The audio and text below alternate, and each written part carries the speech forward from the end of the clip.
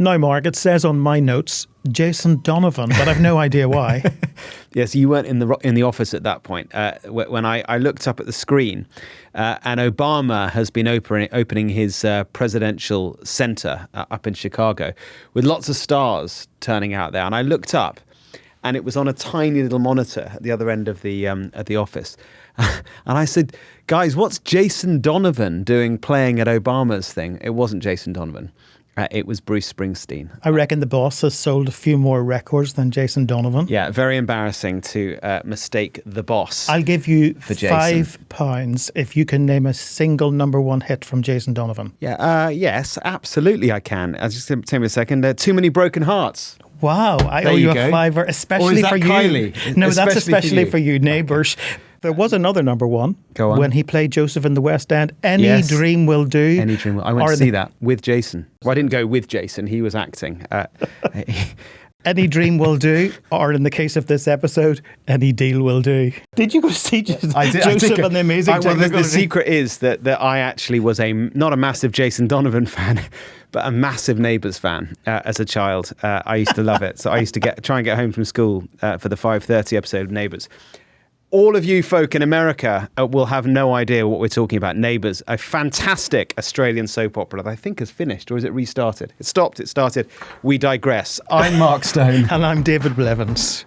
And both of us are here in Washington, D.C. It's day one of the 60-day window for negotiations between the United States and Iran. A memorandum of understanding was signed on Wednesday night at the Palace of Versailles by Donald Trump. We gave you our immediate analysis on Wednesday's Quick Take, but now that the dust has settled, will this memorandum work? We'll look at the gaps in the 3.5-page document. Yeah, and we'll examine who won and who lost. Also, over in Chicago, the other side of the American political coin gathered for the opening of Barack Obama's presidential library without Jason Donovan. Lots to compare and contrast there.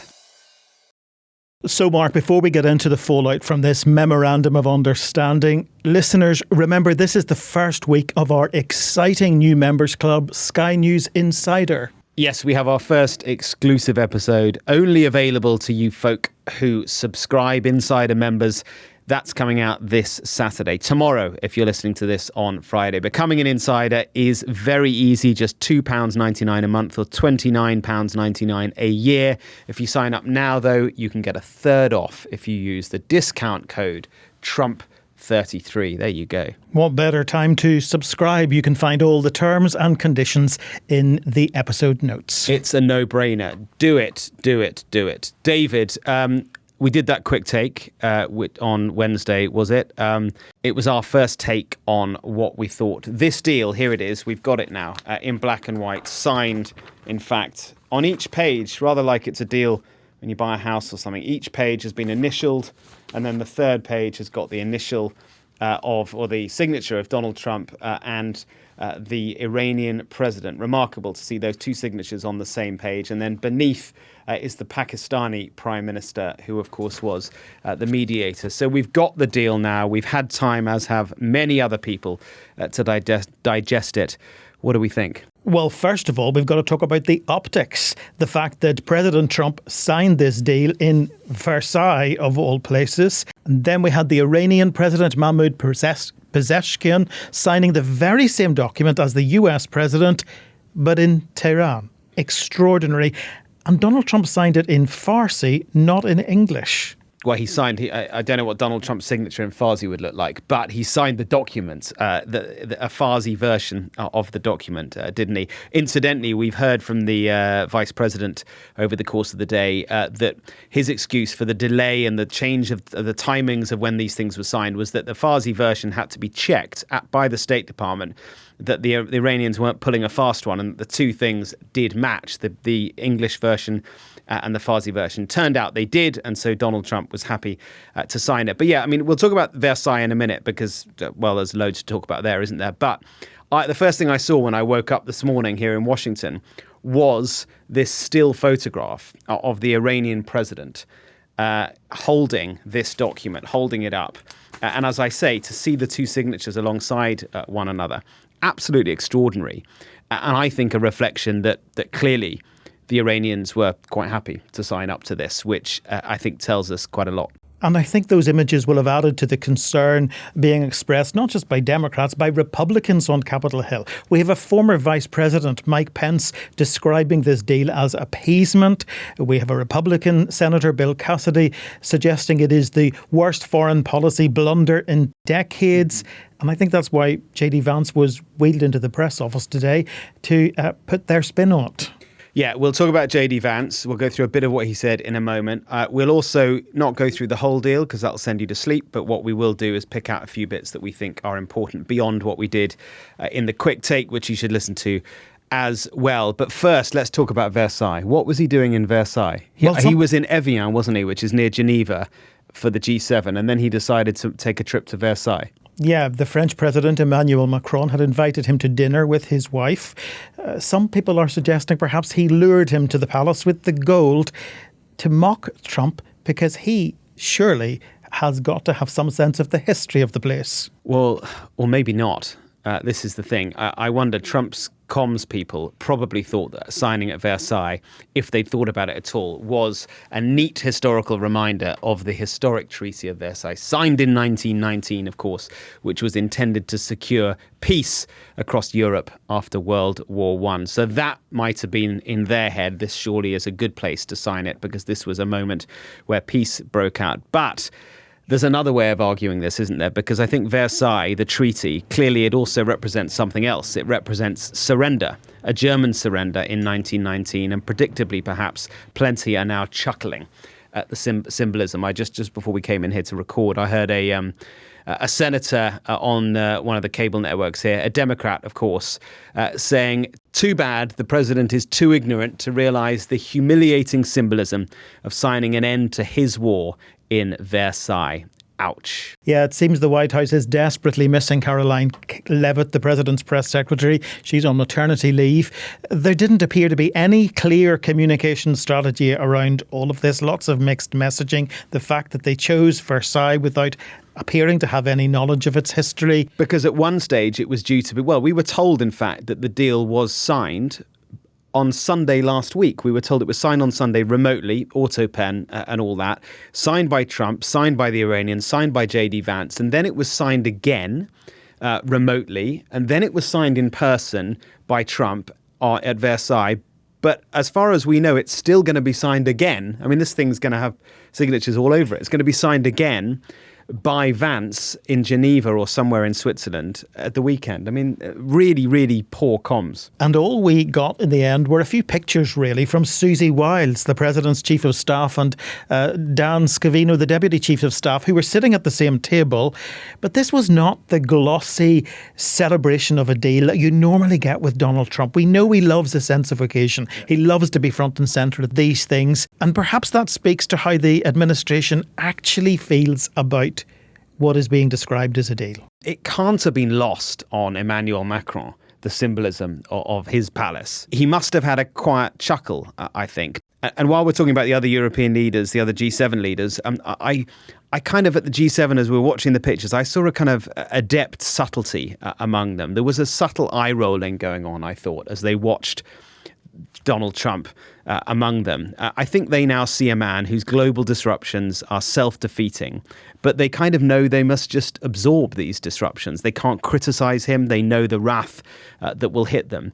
But we know that they know that Iran, for one, has been a pretty disastrous shambles. And they also had already received the 14-point memorandum of understanding, which we've only had a chance to digest really for the last 24 hours. And what the administration is saying about this alleged deal, well, it's very different from what we're reading on these pieces of paper, Mark. Yeah, very, very different. And I spent the day doing a kind of deeper dive into it and kind of answering the principal question, which is who won, who lost. And both sides are clearly claiming that they won. J.D. Vance, we mentioned him a moment ago. We'll listen to him in the press room today, once again selling this deal. I think the president's peace plan in Iran is already bearing real fruits for the American people. Well, they've made very concrete nuclear commitments. The blockade is off. The straits are now open. Their military and their nuclear program is still destroyed. You really have a win-win situation for the United States of America. And as I mentioned, the Iranians are literally holding the deal up. They are clearly quite happy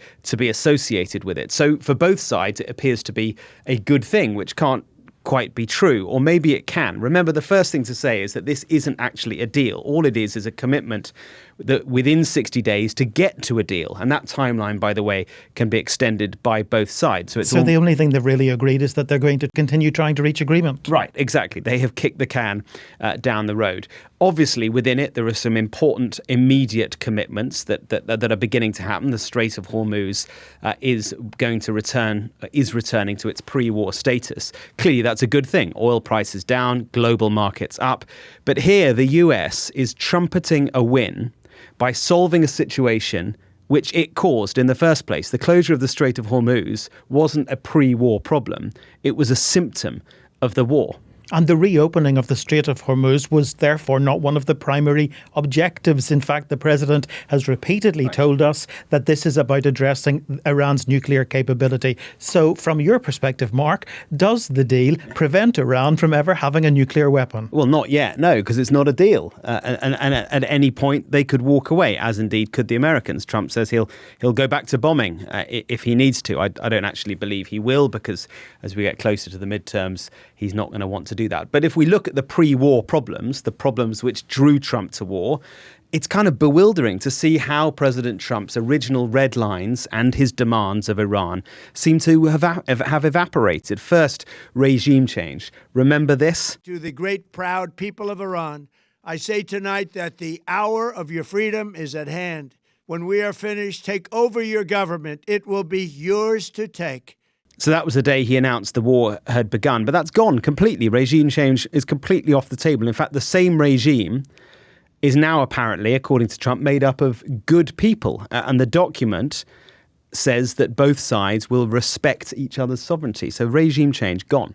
And some would argue that he has reached this memorandum of understanding with a more hardline version of the regime that was in place when he went to war. Yeah, a regime where the Revolutionary Guard is still front and centre, and a regime, by the way, that still has a ballistic missile program that Trump, on that day at the beginning of the war, said would be completely obliterated. Now, in this document, no mention at all of ballistic missiles. In fact, US intelligence has said that most of the ballistic missiles in Iran remain intact despite all the US bombings. Vance, by the way, has said that's fake news. But it's a total U-turn by the Americans and by Trump.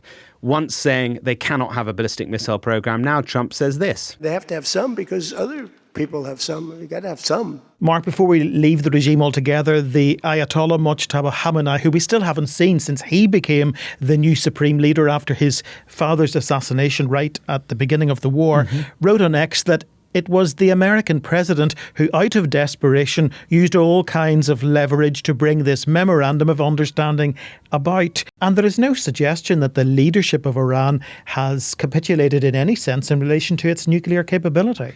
No, I mean, they have said, and there is a paragraph in this document, the Islamic Republic of Iran reaffirms, I thought it's an interesting word, reaffirms that it shall not procure or develop nuclear weapons. Now, Trump is claiming that as some sort of a massive victory. It's not. It is, as the document said, a reaffirmation of what Iran has said so many times before. Now, you can believe them or not believe them. Clearly, lots of people, the Israelis right at the front, are saying this is nonsense. They do want a nuclear weapon. But the point is that they're reaffirming something they've said before. And what's missing in this deal, because it's not a deal in this document, is any verification process. There is no process laid out in this deal to verify that Iran will not procure or develop a nuclear weapon. And by the way, the old Obama deal, which Trump ditched, that did have an intrusive verification process built into to it. So that was genuinely a deal. This is not. This is an aspiration to get to a deal within 60 days, a deadline they can extend if they want to. And when asked about all of these apparent contradictions between what the administration is saying and what is in the Memorandum of Understanding, we really got some rather vague answers from J.D. Vance. He didn't seem to know, for example, when the 60 days would start. He didn't know who would go to Switzerland to be involved in any signing or future negotiations and when they would go. And he went as far as to suggest words don't matter. Astonishing thing to say from a man who was giving us nothing but words. And then he said the only thing that does matter is verification. But isn't that just the point? There is nothing in this document that can be verified because it is little more than a list of aspirations. I mean, it's important to say that J.D. Vance and the rest of the Trump team would love to have a situation where they did have a verification process set in and baked into this. But that's called the Obama deal. That's called the JCPOA. It existed. It literally existed. And now they're kind of trying to reinvent history. You know, Trump was part of the JCPOA was about unfreezing assets, money going to Iran. Trump, for I can't remember how long, has been clutching his pearls. Oh, my God, that's terrible. Why are we giving taxpayers' money to Iran? Well, they weren't. It was Iran's own money. And guess what? Trump yesterday said exactly the same thing, treating us all as complete fools, basically saying, well, we've got to give that money back. It's their money. Like, oh, my God. I mean, it was that news conference was quite extraordinary. One of the most bewildering moments I've ever experienced in covering Trump. And something else, it was kind of disorientating to listen to Trump say things which so many of us have thought for so long, but which he's never said, and now suddenly he's saying it like it's completely normal. Like, for example, telling Netanyahu he doesn't need to knock down a whole tower block to kill one Hezbollah fighter. Well, why didn't Trump say that when they were flattening Gaza to kill Hamas fighters? I mean, it was a very disorientating speech. J.D. Vance went on to describe some of this as a gentleman's agreement. What does that even mean? I mean, it's not binding. Imagine if Barack Obama stepped onto a stage back in 2015 and suggested he had a gentleman's agreement with Iran. Yet the vice president is telling us that the Gulf countries love this deal and they hated Obama's deal. False equivalence, of course, as you've already pointed out, because Obama actually had secured a deal. It is 159 pages long. That's the deal Donald Trump tore up. The 3.5 pages of this document fall far short of anything that could be described as an agreement. This document certainly doesn't represent Iran's total defeat, as Trump once claimed he wanted. Not only that, but Iran, I'd argue, survives with a missile program. Yes. It has nuclear know-how. Yes. It has enriched uranium because it hasn't yet handed it over. And this agreement doesn't commit to it being handed over. It commits to discussing whether to hand it over or how to hand it over. And it also survives with its regional proxies battered for sure, but probably emboldened as well. And of course, they've got the newfound clout leverage that is the Strait of Hormuz. All of that taken together, I think, explains why the Iranian president was perfectly happy to sit with this document in his hand. How is it good for America? Well, I think mainly because it brings to an end a painful and hugely expensive war, brings it to an end for now at least. Shipping resumed, markets calmed, and it's notable that the main selling point Trump and his team are making is that this document will make life cheaper and better for Americans. It will make life as it was before Trump's war of choice began. Mark, the other thing that really made me sit up during that press conference with J.D. Vance was the unprecedented nature of his rebuke of the Israeli cabinet.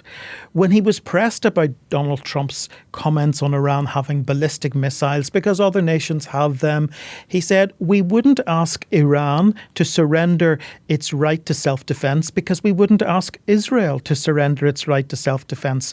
Now, to me, that was remarkable. A vice president of the United States equating America's approach to Iran, its longtime enemy, with America's approach to Israel, its longtime ally. Yeah, it just represented a stark shift by an administration that for so long has said, well, Israel has every right to defend itself, but has never sort of put on the other side of that balance Iran. Now, suddenly, he was doing, frankly, what some people may agree with and saying, well, if one country's allowed something, why on earth can't another country have something? And then President Trump himself posted later on Truth Social that he expects full compliance with the memorandum of understanding from Hezbollah, Lebanon and Israel. Now, none of those parties signed this memorandum of understanding, but Israel is incredibly reliant on American support. In fact, there are some reports in Israel that Trump could potentially delay weapons shipments or impose an arms embargo in Israel in the future if Benjamin Netanyahu doesn't withdraw from southern Lebanon, which he has made it very clear he has no intention of doing. Yeah, the Lebanon issue is the real weak link in I mean, if there's probably more than one weak link in this document, but the Lebanon one is certainly one, because point one in this document does make clear that the two sides, Iran and the US, and their allies, quoting there, in the current war, declare the immediate and permanent termination of military operations on all fronts, including Lebanon. That would mean that the Israelis would need to withdraw from Lebanon. They have absolutely no intention of doing that. But, you know, David, the other thing I thought was really striking with Vance's comments about Israel is that when at the end of the news conference, in fact, it was his final point that he left everyone with, he basically was talking to Israel and was saying, look, if you've got a problem with what we have done with this deal, then remember that it is American tax dollars that have helped to defend you for so long. Well, that's true, but also it might not go down very well domestically if he is reminding Americans that their tax dollars are going to defend a foreign nation far, far away. Yeah, if his task was to convince the American people that this was a great deal for them, well, I'm not sure he succeeded. It's really striking how the administration, and certainly Vance, articulated by Vance today, has shifted the messaging on Israel so significantly. I mean, clearly they're worried that Israel is going to derail this deal to the extent that it is a deal. But to criticize Israel in the way that he's doing, I mean, it's in the American political system. You just don't do that. It's a very dangerous thing to do because you could risk really hurting yourself politically. So is this a case of a very intentional shift, or is it clumsy like half of the rest of the comms with this? Or is it just a further indication of how desperately Donald Trump needed an off-ramp to get America out of this war, try to fix the economy at home in this midterm election year? It's that, I reckon. Now, David, while I was wading through this Iran deal, you were watching a former president, weren't you? Yeah, I felt like I had stepped into a time machine, gone back in time to 2008. Barack Obama was speaking at the opening of his presidential library in Chicago, or presidential center, as he's calling it. It took more than a decade of planning, and the build, well, it involved a messy court battle with preservationists and years of construction. The opening itself was quite the star-studded event. It was Bruce Springsteen, not Jason Donovan, on the stage. And Donald J. Trump was the only surviving president not in attendance. The Obamas were joined by the Clintons, the Bushes, the Bidens, all celebrating the presidency of Barack Obama. Yeah, Barack Hussein Obama, as Trump always calls him. I don't think he'd have been seen dead there, but he wasn't invited, so he wouldn't have been allowed in anyway. The Obamas chose not to invite him. They may not have invited him because he described this building as a trash heap. Also, earlier this week, he described Obama as a stupid son of a at the G7 summit. There we go. Someone was telling me a couple of nights ago, someone who'd been to the centre in Chicago, that you have to go up quite a few floors before you actually get into any sort of detail about Obama, his life and his presidency.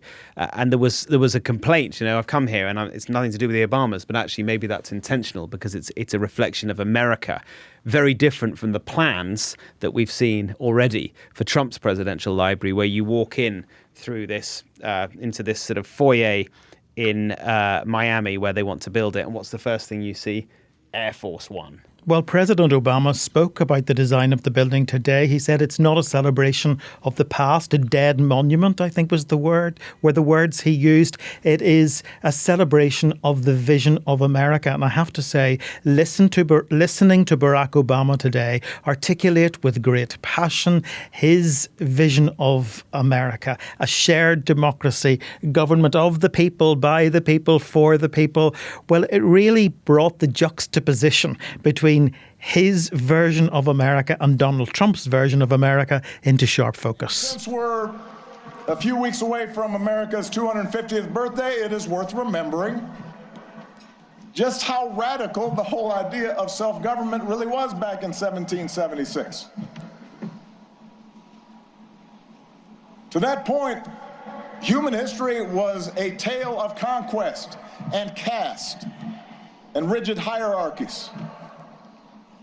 A world where the strong dominated the weak, where power and wealth and status flowed through lineage, and the many were ruled by the few. But out of the fire and steel of a revolution, a different story took flight on this continent. A declaration that we are all created equal, endowed by our Creator with certain unalienable rights, and that in the newly independent United States, there will be no kings or lords, no serfs or subjects, but only citizens, each of us free to pursue our own version of happiness and able to determine our collective fate through an elected representative government. Both very divisive presidents, though, in their own way, you know. I often say to people that Donald Trump was elected on Barack Obama's watch. That's always worth reflecting on. It was also quite funny that, I mean, he may not have managed to get Jason Donovan, but Barack Obama did manage to get some pretty big names, didn't he? Not least Bruce Springsteen, Christina Aguilera, what's his name was there as well, John Legend, The Roots. All of these people turned up, but Trump, who wanted a lot of big names for his big do here in Washington next week, couldn't get anyone, could he? You know, Mark, a friend of yours and mine, our former boss, Emily, will not be very impressed that you mixed up Bruce Springsteen with Jason Donovan. Because I think she's the boss's biggest fan. Yeah, well, she is. But I think many people will be confused that I did that. But just to reiterate, as I said at the top, it was a tiny monitor a long way away. I think we'll get a couple of images of the two of them, and then you can see excuses. How right or wrong I was. Anyway, there we go. Before we go, Mark, we've had an interesting question sent in by Martin. He says he's been listening in Italy since day one of the podcast. Hi, Martin. He writes, I want to understand how press conferences work a bit more. When they start, there is a loud, disorganised babble from the journalists present, all vying to be chosen. Then suddenly that comes to an end and a single journalist is somehow chosen to ask their question. What has puzzled me is how that cacophony of noise comes to a sudden stop and the journalist that asks the question is selected, and by whom. It is like turning a tap off, so there must be a process. It's a great question. There isn't a process, but there is there's a bit of an art to trying to get your question. Wearing bright colours often helps. I think what tends to happen is, what you don't see is the cutaway camera showing the audience, but today it was J.D. Vance. He'll just take a particular question, and then everyone else, I think, just out of respect, then quietens down and lets that person ask their question. What does annoy me sometimes, though, is that the press pack is not actually very collegiate at all. So quite often, the principal, the president, or whoever it is, will conspicuously not answer the question that was asked, and then rather than follow up, the next person, if it was you or I would hope that we would say, well, you didn't actually answer that question, I'm going to repeat it until you get the answer, assuming you think it was a good question. They just want to ask their own question. I find that quite irritating. Have you any tactics you employ? Well, I'm not the tallest person, nor are you, in fact, David, so we're quite short. So you bring a step ladder. Yeah. Try and get yourself as high as you can. Bright coloured ties. Trump is always immaculately dressed. He likes someone who looks smart. So make sure that you are tidy. He's not going to take a question from a scruff bag. I tend to smile and nod, give them the impression that you are agreeing with everything they say. Yeah. They're more likely to take your question, and then you hit them with a killer question they don't really want. The other thing that's interesting, and I saw this at the G7 on a couple of days ago, is that the wranglers, as they're known, the sort of press people that work at the White House, they travel with the president when he travels. And they were, when the questions were being asked, there was a microphone being handed around, and the wrangler wouldn't let go of the microphone. So the person asking the question was holding it, and she was holding it underneath. And the reason for that is that she can then pull it away to prevent him from trying to get a follow-up, which is so there's an art to it for sure. So there you are, Martin. It is a dance without any choreography. No one really knows the steps. But that's us for this week. Thanks as ever for listening. Martha and James will be in your feeds on Saturday morning. That's our new Insider episode. Yeah, that's one of the many great things you will get with a subscription to Sky News Insider. And to celebrate our launch, a third off if you use the discount code Trump33. That's Trump and the number 33. Terms and conditions, as ever, apply. Comments and questions, Trump100@sky.uk. You're quite the salesman, Mark. We'll be back with a regular episode on Monday. See you then. Bye-bye. Bye-bye.